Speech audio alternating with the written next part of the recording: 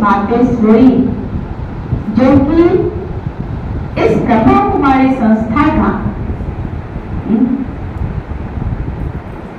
बाबा ने 10 कन्याओं का ट्रस्ट बनाया और मम्मा को उसका निमित्त हेड बनाया था। इस ब्रह्मा कुमारी संस्था की जो श्री बाबा ने हमें लक्ष्य दिया है ना, क्या लक्ष्य दिया है? नर से नारायण, नारी से लक्ष्मी, इस पढ़ाई से बनते हैं।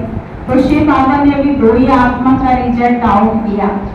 किसका किया? ब्रह्मा बाबा का और मातेश्वरी जगदम्बा का।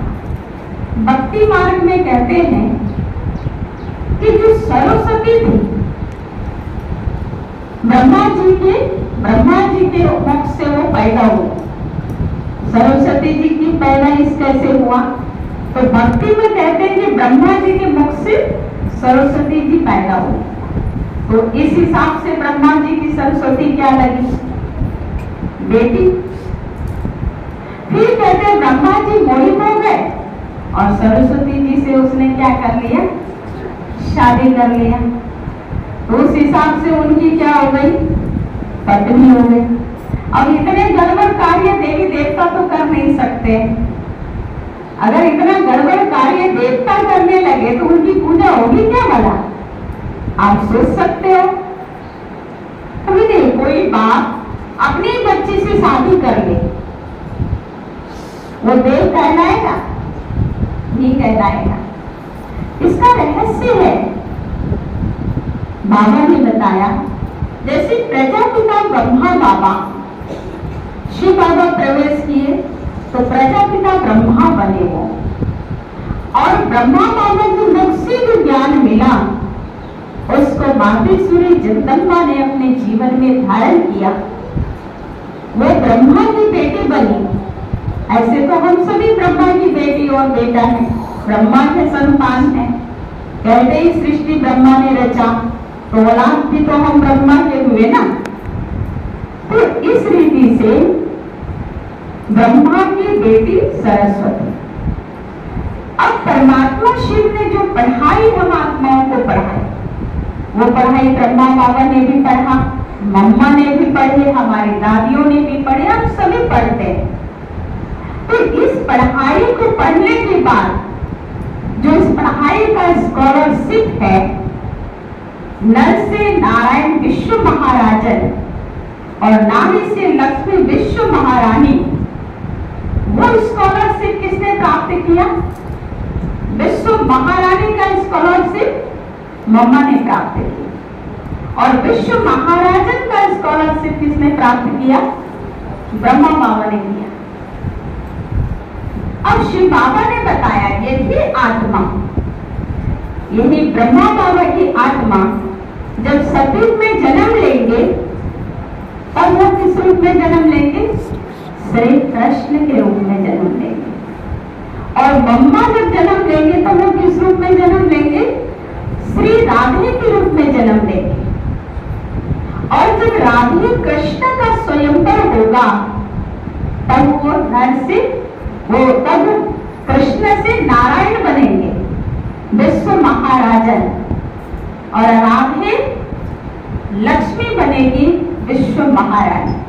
तो ये भविष्य की बात है, यानी दूसरे जन्म की बात है।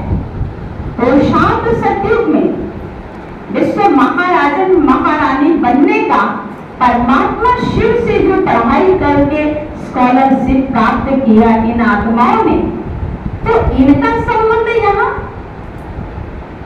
पिता और पुत्री के रूप में है। लेकिन वहां क्या हो जाएगा? वहां युगल जोड़ी बन जाएंगे। और इसी दोनों जन्म का बात को मिक्स करके भक्ति में एक कहानी बना दिया कि ब्रह्मा की बेटी से ब्रह्मा ने शादी कर ली, उसकी पत्नी हो गई। ऐसा तो हो नहीं सकता। ऐसा कोई लफ्ज नहीं जो तेरे गुणों को करे बयां।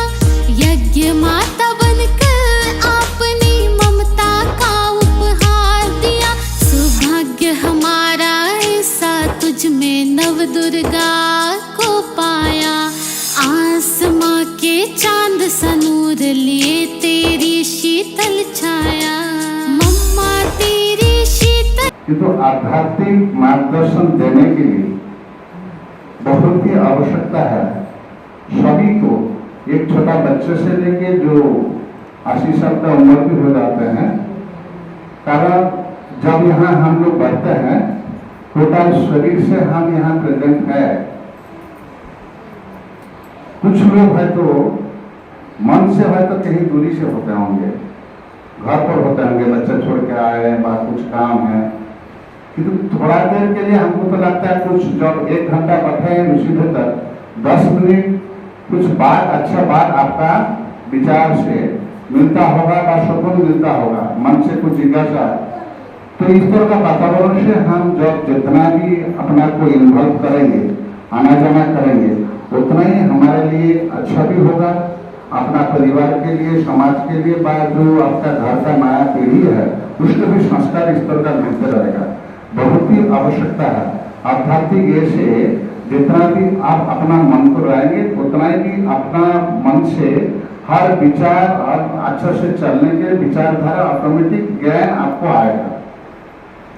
बहुत कम जगह है इस तरह का, यहाँ हर दिन सभी लोग कोई बिजनेस करते हैं, कोई अपना काम करते हैं, और यहाँ दीदी लोग जो है हम ही लोग को मन से आत्मा को संतुष्टि दिलाने के लिए, ज्ञान मार्गदर्शन दिलाने के लिए, सही रास्ता चलने के लिए ये जो इतना समय समर्पित करके देते हैं, ये बहुत बड़ी बात है। इसका हम लोग कभी भी मापदंड कर नहीं सकते हैं। तो मेरा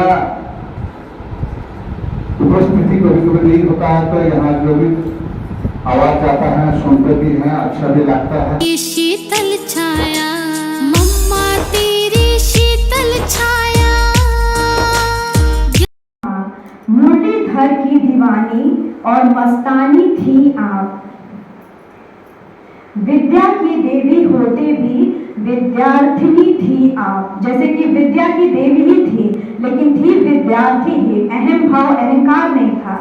ज्ञान बूंद की अनुरागी